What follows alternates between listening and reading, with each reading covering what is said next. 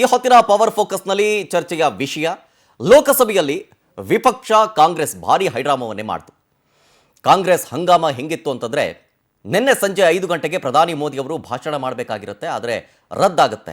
ಇದಕ್ಕೆ ಸಂಬಂಧಪಟ್ಟಂತೆ ಸ್ಪೀಕರ್ ಓಂ ಬಿರ್ಲಾ ಅವರು ಕೊಟ್ಟಂತಹ ರೀಸನ್ ಇದೆಯಲ್ಲ, ಇದು ಭಾರಿ ಚರ್ಚೆಗೆ ಗ್ರಾಸ ಆಗಿರೋದು. ಯಾಕೆಂದ್ರೆ ಪ್ರಧಾನಿ ಮೋದಿ ಅವರ ಮೇಲೆ ಹಲ್ಲೆ ಮಾಡೋದಕ್ಕೆ ಸಂಚು ರೂಪಿಸಲಾಗಿತ್ತು ಅನ್ನುವಂತಹ ಮಾತು ಸ್ಪೀಕರ್ ಓಂ ಬಿರ್ಲಾ ಅವರ ಬಾಯಿಂದ ಬಂದ ತಕ್ಷಣವೇ ಒಂದು ರೀತಿಯಾಗಿ ಆತಂಕದ ವಾತಾವರಣ ಕೂಡ ಆಬ್ವಿಯಸ್ಲಿ ಇತ್ತು.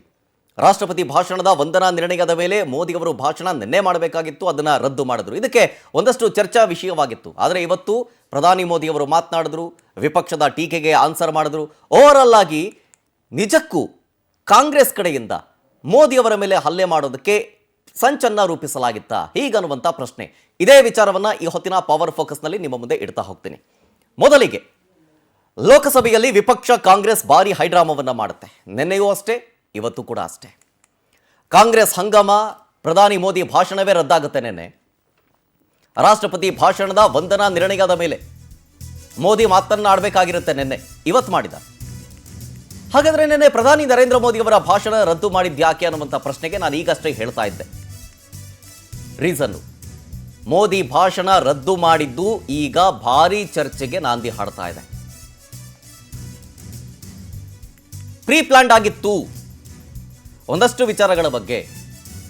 ಈಗ ಆಲ್ರೆಡಿ ವಿಪಕ್ಷ ಸರ್ಕಾರದ ಮೇಲೆ ಮುಗಿ ಬೀಳೋದಕ್ಕೆ ಪ್ಲಾನ್ ಮಾಡಿಕೊಂಡೇ ಒಂದಷ್ಟು ವಿಚಾರಗಳನ್ನು ಪ್ರಸ್ತಾಪ ಮಾಡಿದ್ದರೂ ಕೂಡ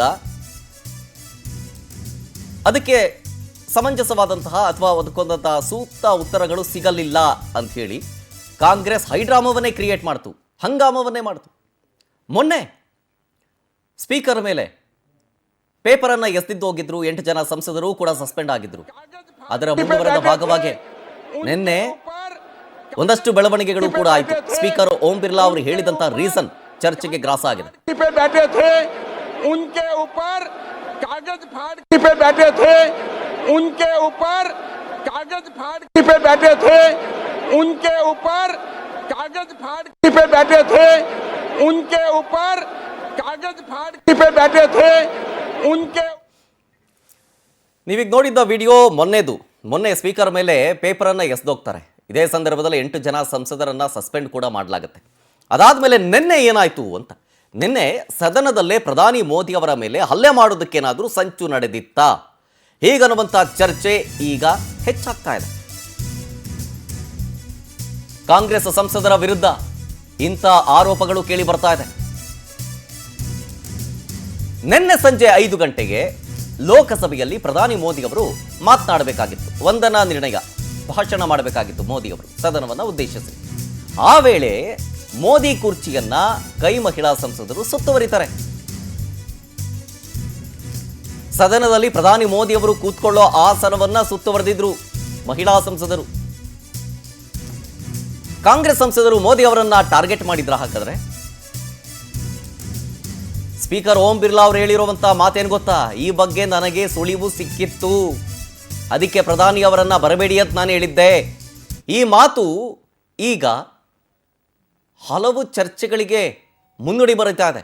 ನಿಜಕ್ಕೂ ಹೌದಾ ಕಾಂಗ್ರೆಸ್ ಕಡೆಯಿಂದ ಮೋದಿಯ ಮೇಲೆ ಹಲ್ಲೆ ಮಾಡೋದಕ್ಕೆ ಮುಂದಾಗಿದ್ರ ಅನ್ನುವಂಥ ಪ್ರಶ್ನೆ.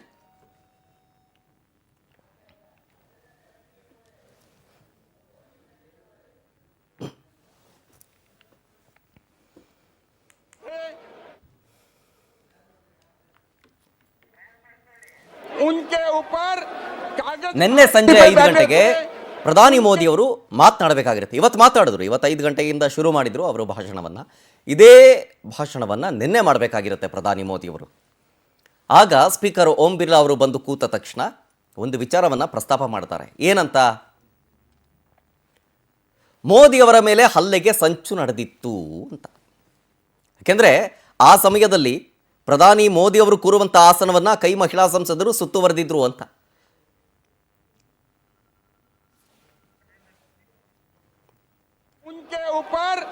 ಮೋದಿ ಅವರು ಕೂತ್ಕೊಳ್ಳೋ ಜಾಗದಲ್ಲೇ ಮಹಿಳಾ ಸಂಸದರು ಸುತ್ತುವರೆದಿದ್ರು, ಜೊತೆಗೆ ಬೇರೆ ಬೇರೆ ಸಂಸದರು ಕೂಡ ಸುತ್ತುವರೆದಿದ್ರು. ಅಲ್ಲಿ ಇದನ್ನೇ point out ಆಗಿಟ್ಕೊಂಡು speaker Om Birla ಅವರು ಹೇಳ್ತಾರೆ, ನನಗೆ ಗೊತ್ತಿತ್ತು, ನನಗೆ ಸುಳಿವು ಸಿಕ್ಕಿತ್ತು, ಪ್ರಧಾನಿ ಮೋದಿ ಅವರ ಮೇಲೆ ಟಾರ್ಗೆಟ್ ಮಾಡಿಕೊಂಡು ಅವರನ್ನ ಹಲ್ಲೆ ಮಾಡ್ತಾರೆ ಅಂತ. ಅದಕ್ಕೆ ನಾನು ಅವರನ್ನ ಬರಬಾರದು ಅಂತ, ಬರಬೇಡಿ ಅಂತ ಹೇಳಿ ಸೂಚನೆ ಕೊಟ್ಟೆ ಅಂತ ಹೇಳ್ತಾರೆ. पे बैठे थे ಇದು ನಿಜಕ್ಕೂ ಹೌದಾ ಅಂತ ಹುಬ್ಬೇರಿಸುವಂತ ಕೇಳುವಂತ ಪ್ರಶ್ನೆ. उनके ऊपर ಬೇರೆ ಯಾರೋ ಆಗಿದ್ದಿದ್ರೆ, ಬೇರೆ ಯಾರಾದರೂ ಸರಿ ಈ ಆರೋಪವನ್ನ ಮಾಡಿದ್ರೆ ಅದು ನಿರಾಧಾರ ಆರೋಪ ಅಂತ ಹೇಳ್ಬೋದಾಗಿತ್ತು. ಬಟ್ ಇಲ್ಲಿ ಹಂಗಿಲ್ಲ. ಸ್ವತಃ ಸ್ಪೀಕರ್ ಓಂ ಬಿರ್ಲಾ ಅವರೇ ಹೇಳ್ತಾ ಇದ್ದಾರೆ, ನನಗೆ ಸುಳಿವು ಸಿಕ್ಕಿತ್ತು, ನಾನೇ ಬರಬೇಡಿ ಅಂತ ಹೇಳಿದೆ ಅಂತ. उनके ऊपर ಕಾಂಗ್ರೆಸ್ ಇಂಥ ಮನಸ್ಥಿತಿಗೆ ಹೋಗಿದ್ದಕ್ಕೆ ಕಾರಣ ಏನು? उनके ऊपर ಅವರಿಗೆ ಚರ್ಚೆಗೆ ಅವಕಾಶ ಮಾಡಿಕೊಡ್ಲಿಲ್ಲ ಅಂತನ, बैठे थे ಅಥವಾ ಬೇರೆ ಯಾವ ವಿಚಾರವೂ ಕೂಡ ನಮಗೆ ಸರ್ಕಾರವನ್ನ ಕಟ್ಟು ಹಾಕೋದಕ್ಕೆ ಸಿಕ್ಕಲಿಲ್ಲ ಅಂತ ಹೇಳಿ ಅದೇನೋ ಹೇಳ್ತಾರಲ್ಲ ಕೊನೆಯ ಅಸ್ತ್ರ ಅಂತ, ಆ ಅಸ್ತ್ರ ಇದೇನಾ? ಹೀಗಿರುವಂಥ ಚರ್ಚೆ ಕಾಂಗ್ರೆಸ್ ವಲಯದಲ್ಲಿ ಆಗ್ತಾ ಇರೋದು.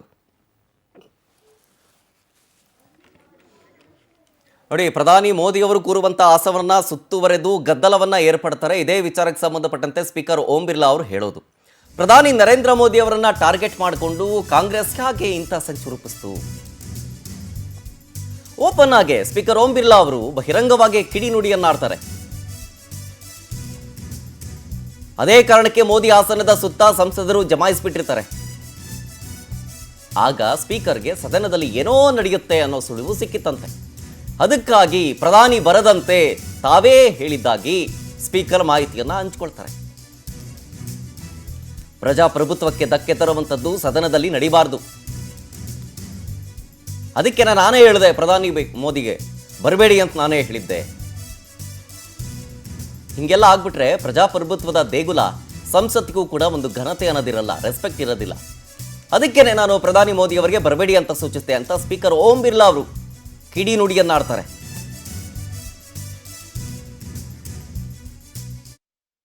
के साथ सभा को सूचित करना है कि